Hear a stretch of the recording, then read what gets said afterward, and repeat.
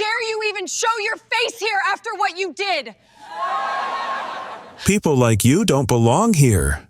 The words cut through the warm hum of chatter in the cafe like glass shattering against stone. Heads turned.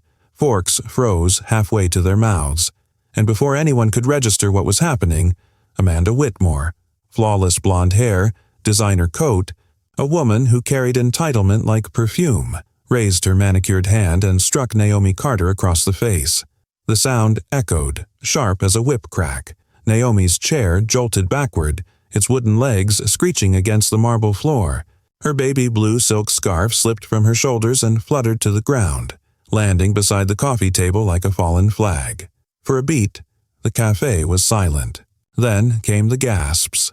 A barista at the counter dropped a cup, porcelain shattering across the tiles. Somewhere, a phone camera clicked on. Then another. Fingers fumbled to hit the record.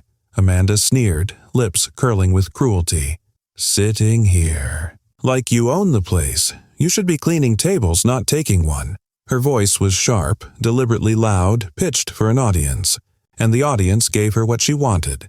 Nervous laughter from two men at a nearby table. Wide-eyed stares from college students in the corner. A horrified whisper. Did she just? Naomi didn't flinch again. Slowly, with a composure. That made the silence heavier. She straightened her back. One hand smoothed her scarf from the floor, the other rested lightly on her purse. Not in fear, but in quiet steadiness. She didn't speak. Her eyes, calm as still water, lifted to meet Amanda's no rage, no tears. Just dignity. And it was that silence, unshaken, unyielding, that unsettled the room far more than Amanda's slap ever could. At the counter, a man turned at the sound. His broad shoulders shifted, and for the first time, the quiet power of his presence registered with the room. Naomi's husband, David Carter, had just collected their drinks. In his hands, 2 porcelain mugs steamed. In his eyes, though, there was fire. But still, Naomi said nothing. She didn't need to, because the story wasn't over. The narrator's voice cut in, heavy with certainty, chilling with promise. Amanda thought she struck nobody. She thought it was a joke, an ugly little scene in a Manhattan cafe. But, in seconds, the world would learn the truth. She had not slapped a stranger. She had humiliated the wife of David Carter, the billionaire who owned half this city. And before this night was over, Amanda Whitmore would be the one on her knees, begging. Naomi Carter had never mistaken elegance for wealth. She was the daughter of a schoolteacher, raised not in penthouses or sprawling estates, but in a modest brick home where the currency was respect and the inheritance was dignity. Her mother, Evelyn, had drilled the words into her from the moment she could walk. Baby, dignity is armor. Wear it tighter than silk. And Naomi had carried those words into every room of her life. Classrooms, church halls, board dinners, even this cafe where humiliation now hung heavy in the air. She wasn't always married to power. Long before David Carter became the billionaire every magazine and financial journal wrote about, he was simply David. A young man with sharp eyes, bigger dreams, and a second-hand suit that never quite fit. Naomi met him in those days, before the skyscrapers and the headlines, before Carter Enterprises became a global giant. She stayed, not because of what he could give her, but because of who he was when he had nothing. Even now, with billions. In real estate and tech under his name, she refused to flaunt their wealth. She carried herself not with diamonds, but with grace. Her life was simple by choice. Charity work filled her days, organizing free mentorship programs for young women, teaching them how to step into rooms that were never designed for them, and showing them that silence, when held with dignity, could thunder louder than anger. She was respected in her own quiet way, though often underestimated by those who only saw her dark skin, her plain clothes, her refusal to perform wealth. David Carter was the opposite in reputation. A man who built an empire with the ferocity of a lion, ruthless in boardrooms, feared in negotiations. Competitors described him as a storm, calculated, relentless, unstoppable. But outside the boardroom, he was quiet, gentle, protective, of. The woman who once sat across from him in a college library offering him her notes because she'd noticed he was too proud to ask. To David, Naomi was not just his wife. She was his anchor, the reason his billions meant anything at all. Tonight, they had slipped away for something so ordinary it almost felt luxurious. A coffee date. No chauffeur, no bodyguards trailing. Behind, no flashing cameras. Just two people who loved each other, stealing a moment from the chaos of empire building. David had gone to the counter to order their lattes, and Naomi had sat near the window, blue scarf around her neck, hands folded calmly. Then came Amanda Whitmore. Amanda was the kind of woman who mistook volume for power. The daughter of the Whitmore. Real estate dynasty, she had grown up insulated by old money arrogance. But the world had changed. Her family's fortune, once untouchable, had begun to crack. Their buildings were aging, their investors leaving, and whispers of bankruptcy followed her father into every meeting. Amanda carried herself as though none of it touched her, as though her name still commanded the world to kneel. But beneath, her designer coat was desperation. She didn't know that her family's survival secretly depended on David Carter, that, in boardrooms across the city, her father had been quietly chasing his funding, chasing the very man now standing a few feet away at a coffee counter. And so, when Amanda Whitmore stormed across that cafe, her cruelty was not a strategy. It was instinct, the kind of unchecked arrogance that assumes the world will never punish it. She saw Naomi, a black woman sitting alone at a table, dressed simply. She didn't see wealth. She didn't see power. She saw an easy target. And so, she struck. Naomi's cheek still stung from the slap, the heat radiating across her skin. She touched it lightly, the silk of her scarf brushing her jaw. In that moment, her mother's voice rose from memory, soft and stern, as though Evelyn were right beside her. "Grace isn't silence, baby. It's thunder waiting for its moment." Naomi's eyes lifted, meeting Amanda's with calm steel. She did not need to roar. She did not need to strike back, because thunder was coming, and Amanda Whitmore had no idea that her storm was already standing at the counter, watching, waiting. The cafe, once alive with the soft hum of conversation and clinking cups, now throbbed with an uneasy silence. Amanda Whitmore's voice filled every corner, sharp and cutting, as if she were performing for an audience. "Look at you," she sneered, eyes sweeping Naomi from her scarf to her shoes.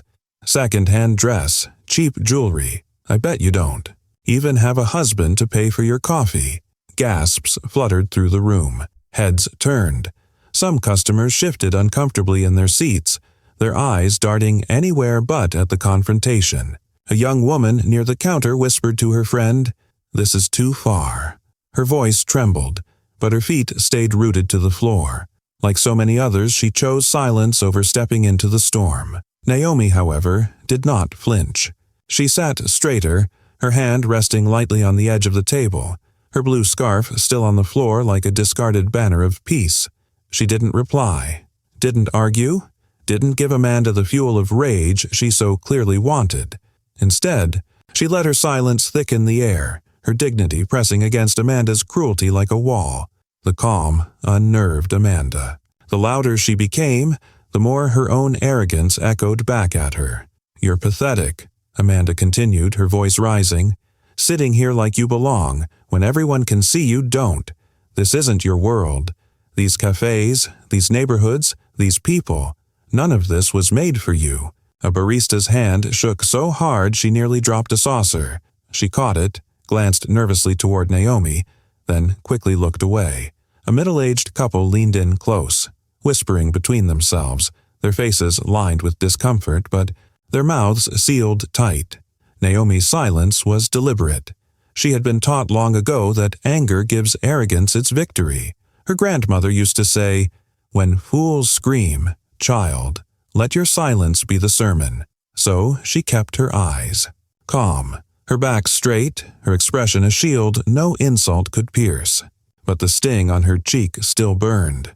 The cafe door chimed softly, and with it came the subtle shift of air that only one person could bring. David Carter returned from the counter, 2 cups balanced easily in his hands. To the world, he was a billionaire, a mogul who built glass towers out of nothing but grit and brilliance. To Naomi, he was just David. But in that moment, when his eyes landed on her reddened cheek and the scarf on the floor, something inside him hardened. He placed the coffees down gently, his every move controlled. His gaze didn't go first to Amanda, who stood there with a smirk carved across her face. It went to Naomi. Always Naomi. He leaned slightly, his voice low and steady, almost a whisper meant for her alone. "Naomi," he asked softly, "what happened?" The words were simple, but the way he spoke them, calm, protective, edged with quiet steel, made the air in the cafe grow colder. Amanda didn't give Naomi the chance to answer. She tossed her blonde hair back and smirked, addressing David, as though she were the victor of some petty war. "I taught her a lesson," Amanda said, her tone dripping with self-satisfaction. "People like her should know their place." Her voice carried loud enough for the entire cafe to hear. The arrogance in it was like nails on glass. Naomi's eyes lowered, not out of shame, but restraint. She had no need to explain. She had no need to justify herself, because the truth was already standing at her side, his hand now resting gently on her shoulder, steady and grounding. At the far end of the cafe, a man in a tailored gray suit, a businessman scrolling through his tablet, finally spoke. His voice was quiet but sharp enough to cut through the tension. "She doesn't know who she just slapped," he muttered, half to himself, half to those within earshot. The words rippled like a stone dropped into still water. Heads turned again, this time not toward Naomi but toward David. Eyes widened. Whispers spread like fire, quick and hushed. "Is that? It can't be. David Carter?" Amanda, oblivious, laughed bitterly. "What?" she scoffed at the murmuring. "Who is he supposed to be? Another nobody defending a nobody?" But the businessman only shook his head, a grim smile tugging at his lips. "No," he said softly. "That's David Carter, and she is his wife." The cafe froze. The silence this time wasn't complicit. It was thunderstruck. Cups stilled, phones tilted higher, breaths caught in throats. And for the first time since she struck Naomi, Amanda's smirk faltered.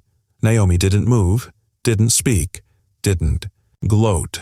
Her dignity remained her shield. But David's eyes, steady and sharp as glass, finally turned to Amanda, and for the first time in her life, Amanda Whitmore felt what it was like to stand on the wrong side of power. The cafe, still, smelled of roasted espresso and warm pastries, but the atmosphere had curdled into something electric, brittle, dangerous. Every eye in the room stayed fixed on the corner where Naomi sat. Her baby blue scarf pooled across her lap, her cheek still faintly red. David Carter's voice had just sliced through the chaos. "You just put your hands on my wife." Those words landed like thunder, making even the hum of the refrigerator motors sound loud in the pause that followed. Amanda Whitmore's laugh broke the silence. High, sharp, and brittle, she tossed her head back, golden hair catching the light like a defiant crown. "Your wife?" she mocked, each word dripping with disbelief. "Don't make me laugh. Do you even know who I am?" Some customers flinched.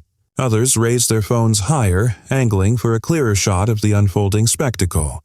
Amanda planted one hand on her hip and leaned forward, her voice rising so the entire cafe could hear. "I am Amanda Whitmore. My family practically built this city. Do you have any idea how much we own? Towers on Fifth Avenue, hotels in Miami, estates in London. The Whitmore name means something." She curled her lip, glaring at Naomi with open disdain. "And her name? Nothing. She's nothing. Sitting here like she matters." Naomi did not flinch. Her hands smoothed the scarf gently, deliberately. The composure in her stillness was heavier than Amanda's volume. David inhaled slowly, as though reining in a storm. Then, without a word, he slipped his hand into his tailored jacket and drew out a slim, jet-black card. Its metallic edges gleamed under the warm cafe lights. He set it gently on the table beside Naomi's untouched coffee. The card bore just 2 words, embossed in silver: Carter Global Holdings. The murmurs started immediately, swelling into a ripple of recognition. Wait, is that? That's David Carter. Phones shook as they zoomed in, recording every moment. From the back of the cafe, the businessman who had muttered before now sat up straighter, his voice sharp with certainty. That man owns half this block. Amanda's smirk flickered. Her confidence wavered for the first time, her eyes darting from the card to David's unreadable face. Her mouth opened, her voice suddenly dry. Wait, you're…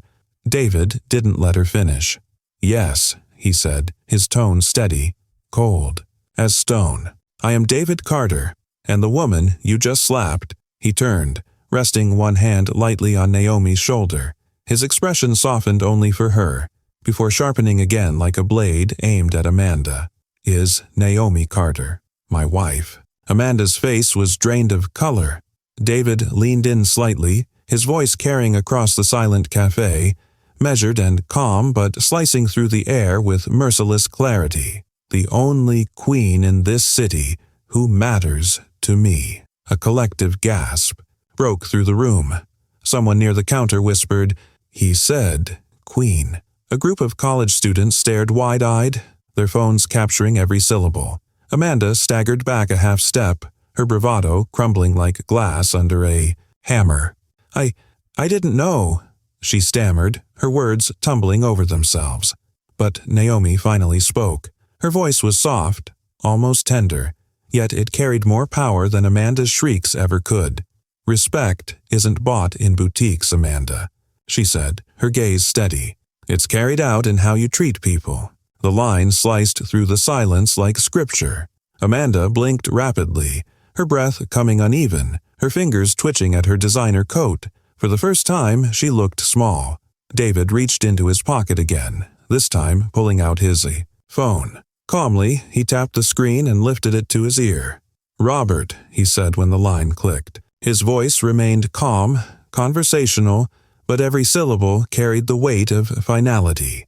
"Cancel all pending negotiations with Whitmore Properties, effective immediately." The cafe gasped as one, like a wave breaking against stone. A barista dropped another cup, porcelain shattering across the tile. Amanda's knees buckled slightly. Her hand flew to her chest. "No," she whispered, shaking her head. "No, you can't." David ended the call, sliding the phone back into his jacket with measured precision. Amanda stumbled forward, desperation overtaking her arrogance. "Mr. Carter, David, please," she begged, her voice cracking. "You don't understand. My family, we need this deal. Our properties, our future, it depends on." But David's gaze, steady and unyielding, silenced her. "You should have thought of that," he said coldly, "before you laid a hand on my wife." His words fell like a gavel. Final. Absolute. Amanda's eyes darted wildly around the cafe, searching for sympathy, but found only phones recording her shame. Every patron who had once been silent now bore witness to her downfall. Her face twisted, her lips trembling as humiliation painted itself across her features. Naomi remained seated, calm, regal. She adjusted her scarf and smoothed the fabric. Over her shoulder, as if reclaiming what Amanda had tried to strip from her. She didn't gloat, didn't rise. She didn't need to, because in that moment, dignity had already won. Amanda's voice, once sharp with arrogance, now cracked with desperation. "Please," she whispered, stepping closer, her hands trembling. "Please, we can fix this." David stood taller, his frame radiating authority, the quiet storm that had built empires and crushed rivals. "There is no fixing arrogance," he said. "There are consequences, and today you met yours." The cafe fell into utter silence. Even the hiss of the espresso machine seemed to bow to the gravity of the moment. Amanda Whitmore, who minutes before had strutted with mockery, now stood, trembling before Naomi Carter, the woman she had thought invisible, replaceable, beneath her. And in front of dozens of witnesses and countless recording phones, Amanda had been unmasked, her cruelty exposed, her family's empire put on the chopping block with one phone call. Naomi finally rose to her feet. She adjusted her coat, lifted her chin, and looked Amanda directly in the eyes. "You thought you had a weakness," Naomi said softly, "but what struck you was dignity, and dignity doesn't break." The words settled like thunder rolling through the cafe. Amanda staggered back another step, shaking her head, whispering, "No, no," under her breath, but it was useless. The world had already chosen who it would believe, who it would respect, and who it would condemn. The scene, captured on a dozen phones, was already racing its way into history, a viral storm that Amanda could never outrun. And David Carter, calm and resolute, placed his arm gently around Naomi's shoulders, guiding her out of the cafe. He didn't look back. He didn't need to. The collapse of the Whitmores had already begun. Amanda's body sagged into the chair behind her. The arrogance drained from her like wine from a shattered glass. Her earlier sneers were gone, her voice reduced to broken fragments. She reached out blindly, eyes glistening with humiliation, her carefully painted lips trembling. "Please." "Mr. Carter," she begged, her tone unrecognizable, stripped of its venom. "You can't do this. Our family needs this deal. Everything we have depends on it. Our properties, our reputation. Please." Her pleas echoed through the cafe, but they no longer carried authority. They were the hollow cries of a toppled queen clinging to ashes.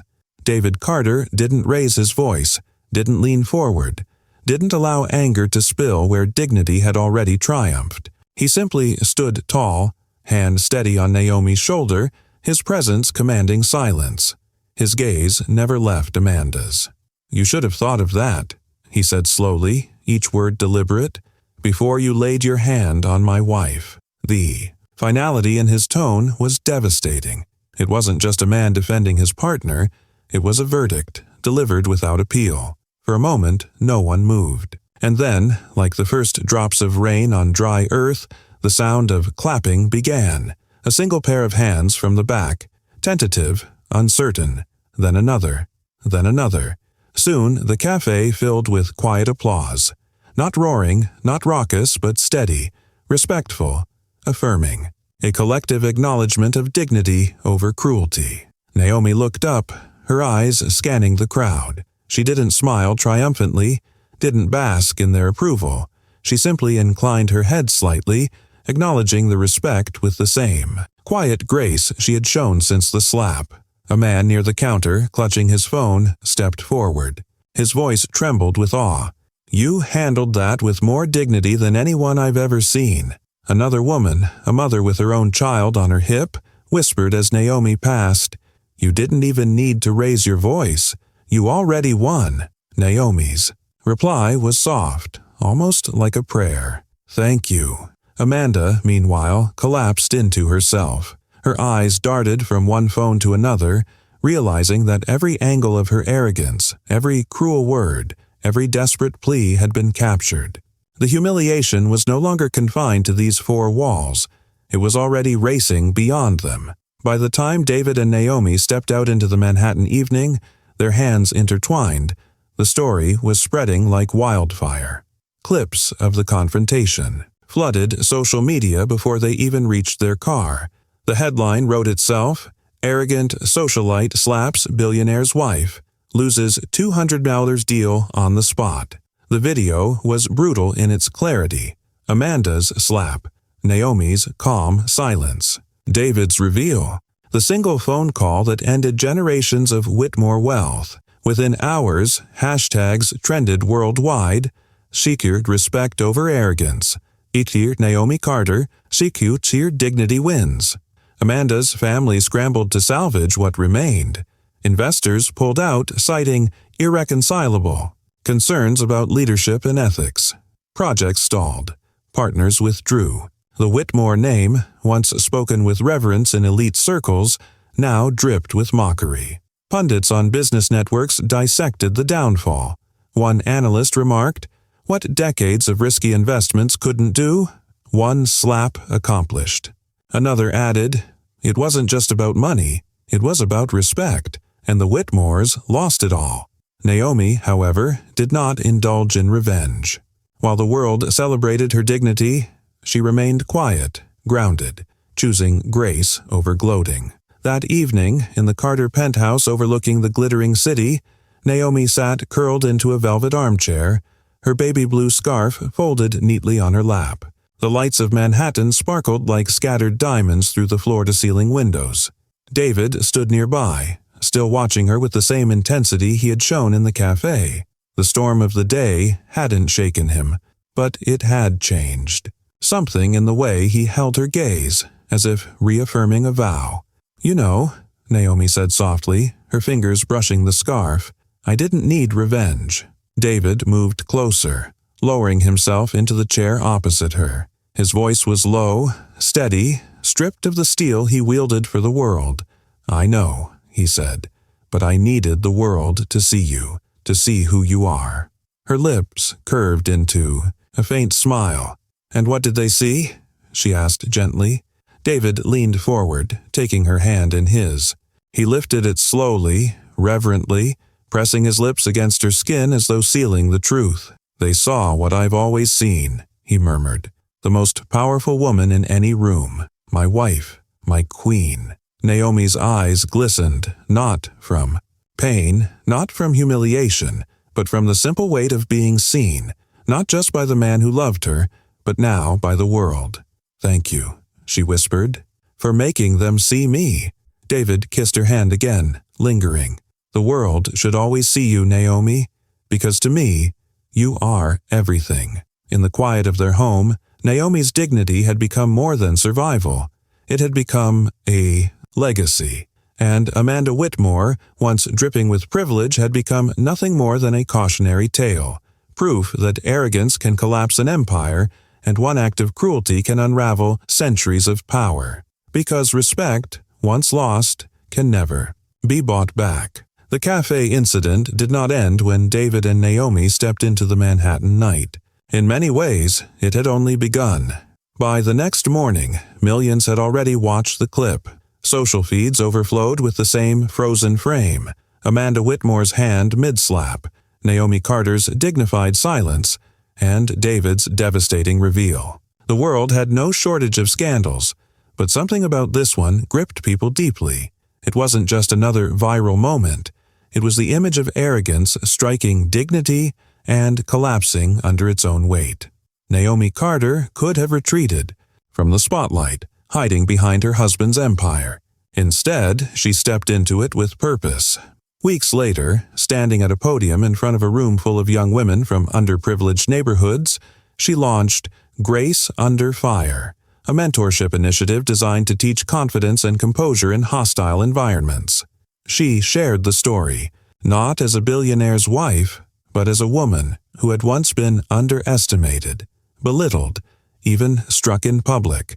Grace, she told them, her voice steady, isn't weakness. Grace is armor, and when the world tries to strip it from you, you wear it tighter. Dignity is power no one can take. Her program quickly expanded. Workshops, speaking events, online seminars. Naomi became a quiet icon, a symbol of how to carry strength without shouting, how to turn humiliation into legacy. The hashtag #RespectTheQueen trended worldwide, not just for a day, but for weeks. Photos of Naomi, head high, scarf on her shoulder, were shared with captions like, "This is how you win without lifting a hand." David Carter, watching his wife step into her own light, made changes of his own.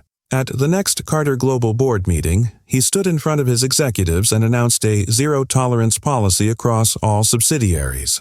From this day forward, he declared, any act of disrespect, harassment, or arrogance, whether from an intern or an executive, will not be tolerated. Our empire will not be built on cruelty, it will be built on respect. The policy made headlines, reshaping industry standards. Other companies facing pressure began drafting their own similar codes. What had started as one slap in a cafe now rippled into boardrooms across the globe. And Amanda Whitmore? She disappeared. At first, she tried to spin the story, issuing a shaky statement about misunderstanding. But the footage was undeniable, the humiliation too raw. Investors fled, deals collapsed, and her family's properties were quietly sold off to cover mounting debts. Where the Whitmore name had once glittered in society pages, it was now reduced to a cautionary tale taught in business schools, the slap that sank an empire. Amanda herself vanished from the headlines. No charity galas, no front-row fashion shows, no bold declarations of wealth, only whispers remained. Whispers of a woman who had struck the wrong person at the wrong time, and, in doing so, destroyed her dynasty. Naomi, on the other hand, had become the face of something larger than herself. She didn't court fame, but it found her anyway. Invited to conferences, she spoke not of money or business, but of dignity and resilience. Schools invited her to inspire girls. Universities asked her to lecture on leadership, and each time she returned to her mother's mantra, dignity is armor. Her calm became contagious. For every young woman who once thought she had to shout to be heard, Naomi's story offered another way. Hold your ground, carry your grace, and let the world silence itself. At night, when the city glittered, outside their penthouse, David would often watch Naomi as she prepared notes for her next talk. "You've become their queen," he told her once, not with the grandiosity of a title, but with the quiet awe of a man who knew he was witnessing history. Naomi only smiled, smoothing the scarf around her shoulders. "Not a queen," she said softly, "just a woman who refused to bow." But to millions watching, she was more. She was proof that dignity, once struck, could rise higher than any empire. And in the ashes of arrogance, Naomi Carter had built a legacy, one the world would never forget. They mocked her dress. They struck her face. But what they forgot was that respect cannot be slapped away. In one cafe, under the glow of warm lights and the hum of quiet conversations, arrogance raised its hand, and dignity answered without a sound. In that moment, the balance of power shifted forever. Amanda thought she had humiliated a stranger. Instead, she exposed herself to the world, and the woman she tried to erase, Naomi Carter, reminded everyone watching that grace under fire is stronger than cruelty and comfort. The Whitmore name collapsed, their empire fading into dust, while Naomi's dignity rose as a beacon for millions. Because true strength is not in the hand that strikes, it's in the composure that refuses to fall.